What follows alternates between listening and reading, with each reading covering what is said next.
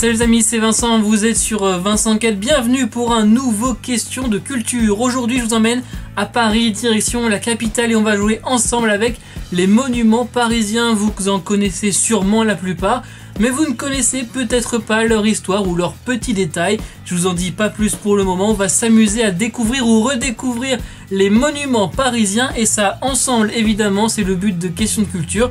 Ce sera peut-être aussi l'occasion de préparer quelques arrêts si vous comptez visiter Paris. N'oubliez pas que vous pouvez liker, partager cette vidéo et vous abonner à la chaîne, sans oublier la petite cloche pour ne rien manquer. Si vous êtes prêts, je le suis aussi, place à la première question. Quel est le plus haut monument parisien? La tour Montparnasse, la cheminée du front de Seine, la tour Eiffel, l'hôtel Hyatt Regency Paris Étoile. On commence ce question de culture en douceur avec une réponse assez simple, avec 330 mètres depuis quelques semaines maintenant. C'est évidemment la tour Eiffel, le plus haut monument parisien sans l'antenne. La tour culmine quand même à 312 mètres. Alors si vous n'avez pas eu la chance d'y faire un tour déjà, je vous conseille vraiment le passage par la tour Eiffel. Escalier ou ascenseur, c'est votre choix. Et si vous avez un peu de chance, un jour ensoleillé pour avoir une superbe vue sur toute la capitale. Allez, pour les autres propositions, la tour Montparnasse fait 209 ou 210 mètres, ça dépend des sources. L'hôtel Hyatt Regency Paris Étoile fait 137 mètres et même 190 si on compte son antenne. Et la cheminée du front de Seine fait 130 mètres de haut. Quel musée était auparavant une gare? Le Petit Palais, le musée d'Orsay, le musée du Quai Branly, le musée de l'Armée.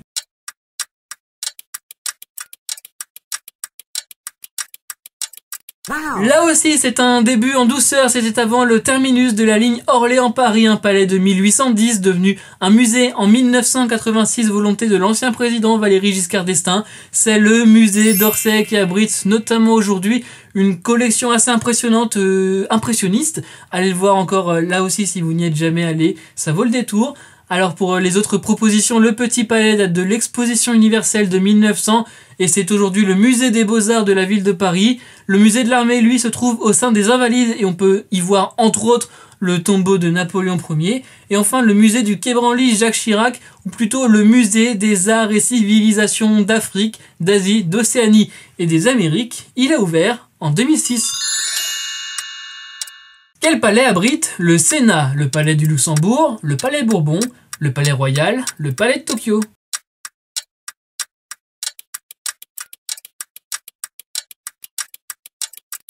Le Sénat, chambre haute du Parlement français, se situe depuis 1799 dans le palais du Luxembourg, un palais construit à partir de 1615 sous Marie de Médicis. Le palais Bourbon, c'est le siège de l'Assemblée nationale. Au palais royal, on trouve le Conseil d'État, le Conseil constitutionnel et le ministère de la Culture. Et enfin, le palais de Tokyo, ce n'est pas de la politique, c'est le musée d'art moderne de Paris.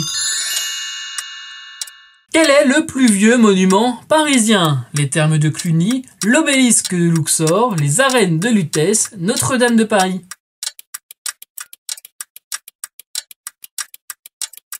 Alors il y a un petit piège dans cette question parce que le plus vieux monument parisien n'est en fait pas parisien ni même français, car il s'agit de l'obélisque de Luxor qui a été au XIIIe siècle avant notre ère érigé devant le temple d'Amon à Luxor en Égypte par Ramsès II, et il a été offert par l'Égypte à la France en 1830, haut de 23 mètres. Ces 230 tonnes sont désormais au centre de la place de la Concorde. Les arènes de Lutèce et les thermes de Cluny sont les seuls témoignages de la période gallo-romaine encore visibles à Paris.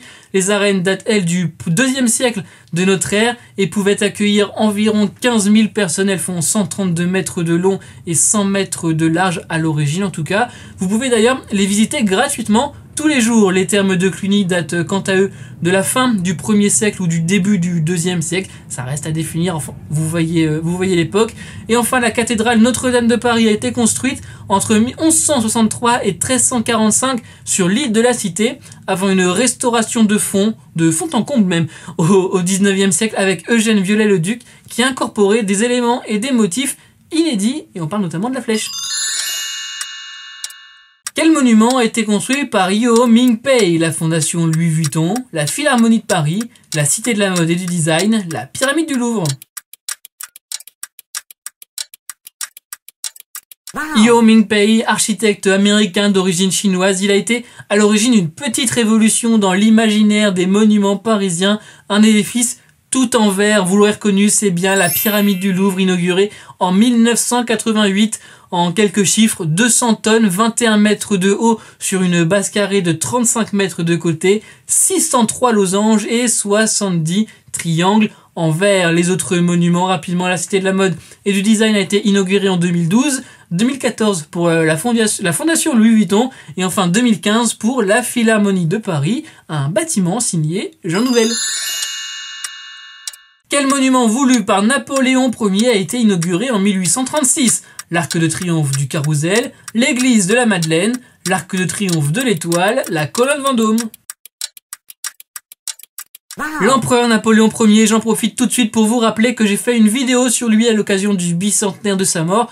Le lien est dans la description, on nous parle notamment des monuments. Alors, les 4 que je vous propose ont tous été voulus par Napoléon, mais celui inauguré en 1836 après sa mort, c'est l'Arc de Triomphe de l'Étoile, le plus connu peut-être même. Le but, commémorer la bataille d'Austerlitz du 2 décembre 1805, tout comme d'ailleurs l'Arc de Triomphe du Carrousel inauguré en 1808 et la colonne Vendôme inaugurée en 1810 mais détruite lors de la Commune de Paris en 1871. Elle a ensuite été reconstruite sous sa forme actuelle. Pour l'église de la Madeleine, elle est devenue une église en 1845 alors que Napoléon l'avait pensée comme un temple grec à la gloire de l'armée napoléonienne.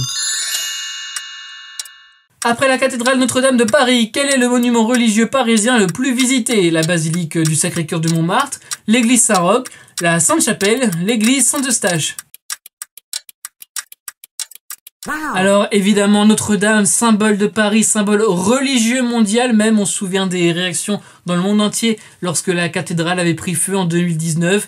Le deuxième monument religieux parisien le plus visité, c'est bien sûr la basilique du Sacré-Cœur de Montmartre avec une dizaine de millions de visiteurs chaque année. Un monument qui reste blanc un peu tout seul grâce à la roche calcaire qui blanchit avec la pluie. Construit en 1875-1923, c'est une longue construction. L'un de ses buts était notamment de demander pardon après la Commune de Paris et ses milliers de morts. L'église de Saint-Roch, elle, se trouve juste à côté du jardin des Tuileries, du côté de la rue de Rivoli. La Sainte-Chapelle, avec ses 1113 vitraux et ses reliques, c'est sur l'île de la Cité. Et enfin, l'église Saint-Eustache, c'est du côté de Châtelet, du côté du Forum des Halles, précisément. Quel est le plus grand jardin parisien? Le parc du Champ de Mars, le parc des Buttes-Chaumont, le parc Montsouris, le parc de la Villette.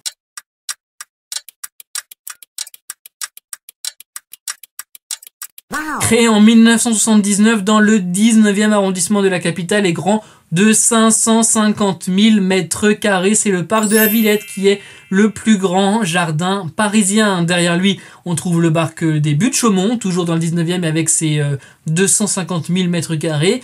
On a ensuite le parc du Champ de Mars avec la Tour Eiffel et ses 245 000 mètres carrés. Et à la 4e place, c'est le parc Montsouris dans le 4e arrondissement de Paris avec 155 000 mètres carrés. Quelle était la finalité première du Panthéon? Être un hôpital, une église, un musée, une institution?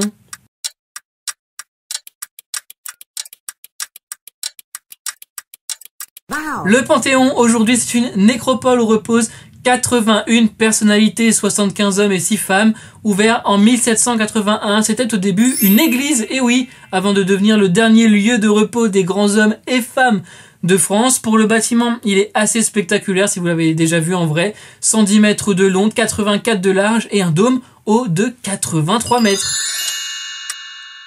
Quel est le plus ancien pont de Paris? Le pont Mirabeau, le pont Alexandre III, le pont Neuf, le pont au Change.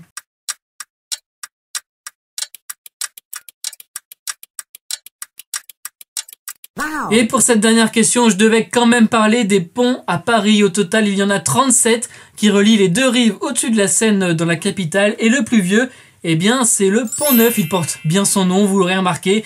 Il date de 1607 et on le trouve du côté de l'île de la Cité. Le pont Mirabeau-Verjavel dans le 15e, 16e arrondissement, c'est 1896. Le pont Alexandre III qui relie Invalides au Grand Palais, ça date de 1900. Et enfin, le pont au Change date lui de 1860 et il relie le Palais de Justice au théâtre du Châtelet. Voilà donc pour ce question culture, j'espère vous avoir donné envie de visiter un petit peu ces quelques lieux emblématiques de la capitale. Merci les amis d'avoir été au rendez-vous, on s'abonne, on like, on partage, je vous retrouve évidemment chaque semaine avec des vidéos inédites, j'espère que vous serez là. Sur les réseaux sociaux, c'est @Vincent4, on se parle quand vous voulez. A bientôt pour un nouvel épisode de Questions de culture et surtout n'oubliez pas, soyez heureux, restez curieux.